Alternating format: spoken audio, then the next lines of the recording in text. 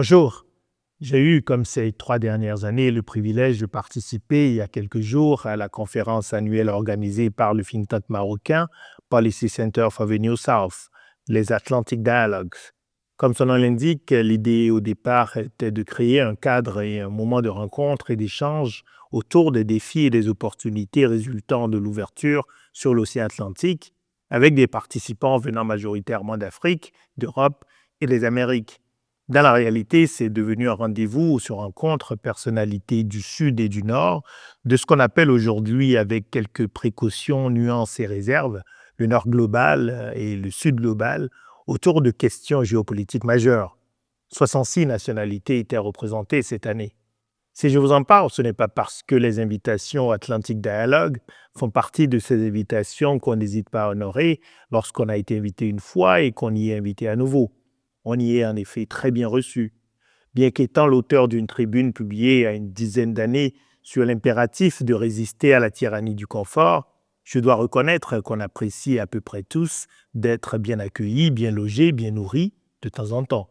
Alors oui, la tradition d'accueil du Maroc se donne à voir lors de cette conférence qui se passait ces dernières années dans un des lieux les plus emblématiques de la ville de Marrakech et qui s'est tenue cette année dans la capitale Rabat, au siège du Policy Center for the New South, logé au sein du campus annexe de l'Université polytechnique Mohamed VI. Je vous en parle pour deux principales raisons. D'abord parce que toutes les occasions de partager des connaissances, des idées, des perspectives, des interrogations sur l'état de notre planète sont bonnes à saisir. En 3 jours, les Atlantic Dialogues ont donné lieu à des conversations riches sur des thèmes aussi actuels que le passage de la mondialisation à la fragmentation, les ambitions de l'initiative royale d'accès à l'océan Atlantique pour les pays du Sahel, le projet de gazoduc reliant le Nigeria au Maroc, les menaces sécuritaires de l'Atlantique à la mer Rouge, l'état des lieux de la démocratie dans le monde au terme d'une année 2024 chargée d'élections, le coût de la transition énergétique ou encore la diplomatie culturelle. 11 tables rondes auxquelles se sont ajoutés 15 dîners thématiques en groupe plus restreint. Les enregistrements des sessions plénières en anglais, en français et en arabe sont en libre accès sur la chaîne YouTube du Policy Center. Je les recommande vivement.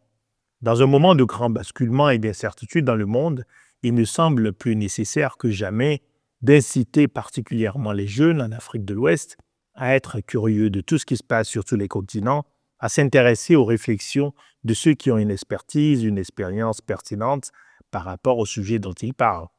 La deuxième raison du choix de parler de cette conférence, et la plus importante, est que cela me donne l'occasion de dire quelques mots de ce qui me semble être un des points forts du Maroc contemporain: la valorisation des compétences et un investissement robuste et permanent dans l'éducation, la formation, la recherche et l'innovation.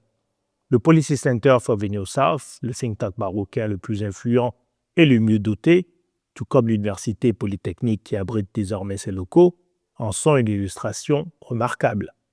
Avant de changer de nom pour devenir le Policy Center for the New South en 2018, 4 ans après sa création, le think tank s'appelait OCP Policy Center.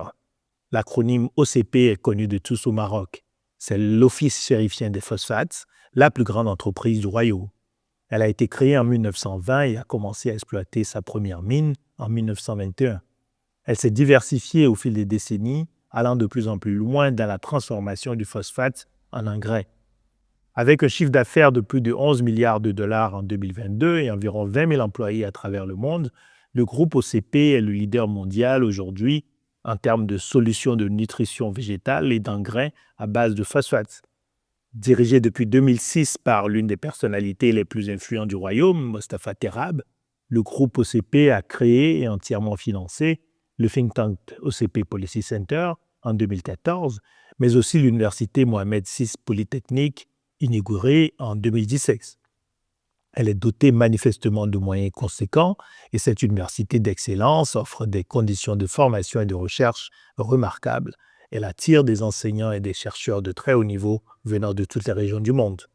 Il ne s'agit pas d'être dithyrambique sur les progrès économiques, sociaux et éducatifs réalisés par le Maroc en une vingtaine d'années. Les inégalités économiques y sont toujours fortes et tout n'est pas rose et transparent dans la gouvernance du royaume.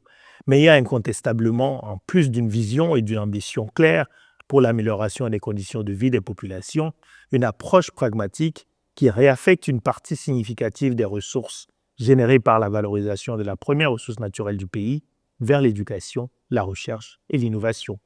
Combien de pays africains disposant de ressources naturelles exceptionnelles ont su injecter systématiquement une partie des richesses générées vers le financement des institutions de production de savoir, de réflexion et de conception des politiques publiques?